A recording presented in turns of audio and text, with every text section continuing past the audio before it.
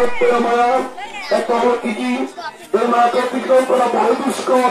তবে তারা একনিষ্ঠ ব্যক্তিভাবে আমার নামের স্মরণ নিয়ে আসে, তারা আমার আসে এই মায়ার বন্ধন থেকে আত্মনিষ্কৃতি লাভ করতে পারে। ভগবদ্গণ, তো আপনারা আজ আমরা বিভিন্ন পরিশোধন পেয়েছি ষোড়শী লক্ষগুলি ভ্রমণের মধ্য দিয়ে। অন্তত যারা অন্তত একদম সম্প্রদায় বিমোচন আশ্রয় নিয়েছে, বিশেষ কথা কোন আমরা শাস্ত্রকে বলতে হবে। এক সময় আমরা আসলে আমার গুরু ভাইরা আমার বাবা রাগ করবেন না, এখন ওনারা বুঝতে পেরেছেন, বুঝবেন সত্যি এক সময় আমরা যে ফাঁকে হয়ে গেছি 11টা পিণ্ড নাকি দাদা, 11 পিণ্ডের বাইরে কোনো পিণ্ড নয়, তাহলে 1 মাস কেন টিকবে আপনারা? মহাপ্রভুর ভক্তি শাস্ত্রের সিদ্ধান্ত নিতে গেছে, আমাদেরকে জানতে দেওয়া হবে।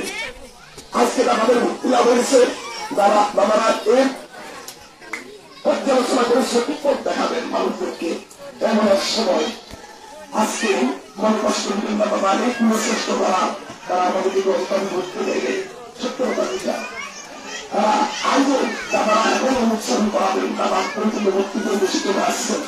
এখনো এক শ্রেণী আছেন ব্রাহ্মণ যারা পেটের শব্দ করেন, তারা প্রত্যেক মন্ত্র উচ্চারণ করেন এবং মহাবিষ্ণু উচ্চারণ করাচ্ছেন, অনুচ্চারণ করাচ্ছেন না আমাদেরকে। বলে অনুচ্চারণ অধিকার শুদ্ধ নেই, শুদ্ধ থাকে বলে সকলেই শুদ্ধ।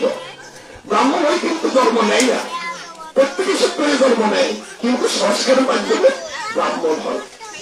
গীতার কথা চতুর্বর্ণ মায়া সৃষ্ট গুণাবশ সত্য কথা যেগুলো। আশা করি এখন আর আমার দাদা মনে কষ্ট নেবেন না, সম্মুখের দিকে সবার সংস্কার করতে হবে। আমরা সনাতনী জাতি নবজাগরণ আমরা এগিয়ে আসতে হবে। ওই যে একটু পূর্বে বলেছি, কালের সাথে বিস্মৃতির অপগব্যে সভ্যতার বিরুদ্ধে অনেক সত্য আমাদের চাপা পড়ে আছে। অসত্য স্বভাবে অসুন্দর স্বভাবে প্রচার হইতে হইতে সেটা প্রতিষ্ঠিত হয়ে যায়। সত্য সুন্দর সমাজে প্রচার না হতে সেটা চাপা পড়ে যায়। তেমনি চাপা পড়ে আছে, আজ আপনারা বুঝতে পারছেন না। তো সেই অনিয়ম থেকে আমরা সুখে আসতে হবে। প্রত্যেক বছর একাই অসন্ত্যাগ, 10 দিন অসন্ত্যাগ করে 11 দিনের শ্রাদ্ধ। প্রত্যেক বছর জিজ্ঞাসা করার একটা বলে আমার সামনে আছে, 11 পিণ্ডের পর কোনো পিণ্ড নেই। আস্তে আস্তে আমরা সমাজ থেকে গুলো তুলতে হবে। মহাপ্রধান ভক্তি সিদ্ধান্তের শাস্ত্র যুবধর্ম আগমন নিন্দিত ভুজ কলকাত সংকীর্তনে প্রকৃতরূপে প্রময় কাক্ষ বিশ্বম্বর বিজবর যুবধর্ম পালক বন্ধ জগত প্রিয়তর করুণা অবতারক। আমি সবার স্বল্প তঙ্ক ভিতরে আয়োজনে যাচ্ছি, তাকে বলছে আয়টা কম দেবে কয়টা বাচ্চের বাবা। তাহলে আমি আলোচনা সম্পৃক্ত করছি বাবা, একটা আলোচনা সকাল থেকে আনছি বিশেষ কথাগুলো সবার সংস্কার।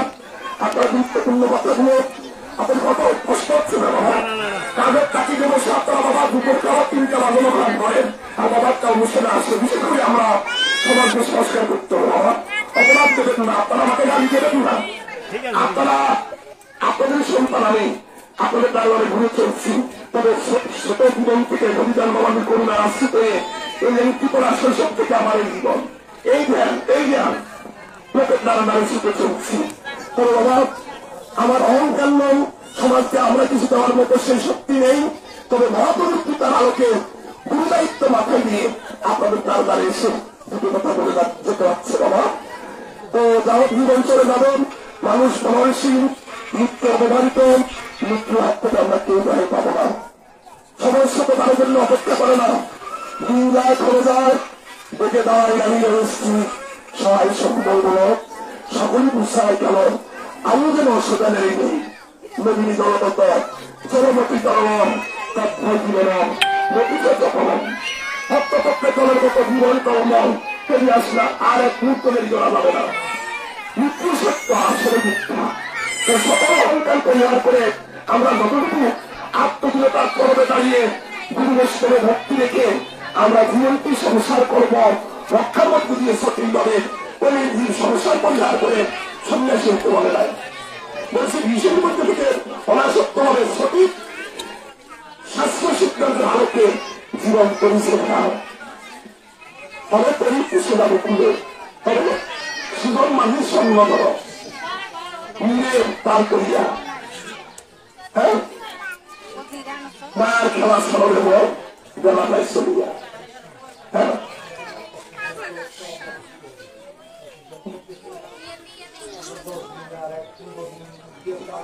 এই সেটা কথা বলে আসছে। তোমার সত্যান পেইতে 10 দিন অসুখ ত্যাগ করে 11 দিনের শ্রাদ্ধ কোনোভাবে যদি একাদশী করে বসে তাহলে তাদের দিবসের শ্রাদ্ধ। তোমার 10 দিবসে স্বয়ং ভগবানের মুখনিশ্চিত বাড়ি পুরাণের শেষ কনক্লুশনে 9 দিবসে দণ্ডের করল অপর বসে রাগ করতে করতে জমা বাড়ি নিয়ে যাবে। পুলিশের হাতে আসামি থাকতে যদি নিয়ে আসতে পারেন তাহলে তো আর সমস্যা নেই। যদি আসামি পাইতে চলে যায় তাহলে এই জামিন পাওয়া পাচ্ছি না।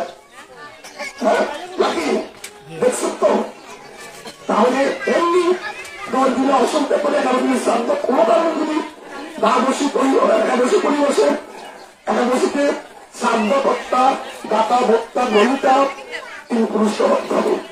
নিয়মিত অন্ন একাদশী তুলের অন্ন নিয়মিত অন্নদান ছাড়া শ্রাদ্ধ হয় না।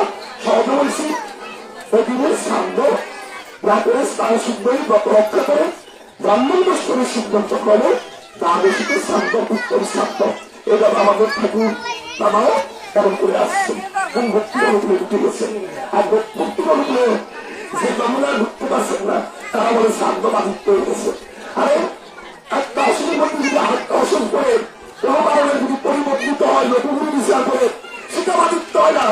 একাদশীর জন্য শ্রাদ্ধ আমরা প্রত্যাশা সেটা বাধিত্ব হইল, তাহলে গুরুত্ব কোন দিকে সেটা বিচার করতে হবে। তো এগুলো অনেক কথা ভাগবত কোনো কারণে তার ওই দিবসের শ্রাদ্ধ একাদশী করে বসলো।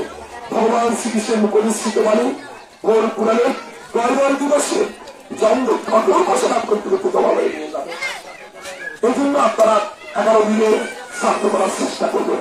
তবে সমাজকে গুছিয়ে আনার জন্য উচিত নয়।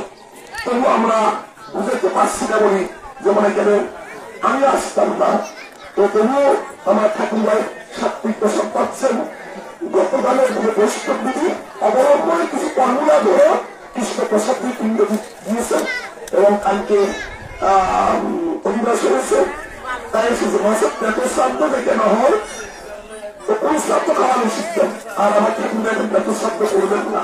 সম্মতি দিয়ে দেখেন উনি ফর্মালিটি মেনটেন করে নিজে প্রসাদ দিয়ে পেটের শ্রাদ্ধের নিবেদিত কোনো বস্তু ব্যবহার করতে পারবেন না।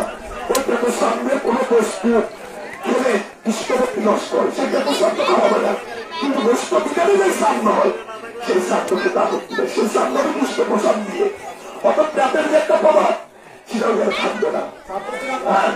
হ্যাঁ শ্রাদ্ধ করে আপনারা বর্ণ অসুখ ত্যাগ করে শাস্ত্রের সিদ্ধান্ত প্রস্তুতি করে যে শ্রাদ্ধ কোন শ্রাদ্ধ খাওয়া যাবে কোন শ্রাদ্ধ খাওয়া যাবে না প্রস্তুতির শ্রাদ্ধ কিন্তু অপরাধ নেই। 10 দিন যদি আপনারা অসংখ্য 11 দিনে করেন উত্তম। আর পেটের শ্রাদ্ধ খাওয়া অপরাধ।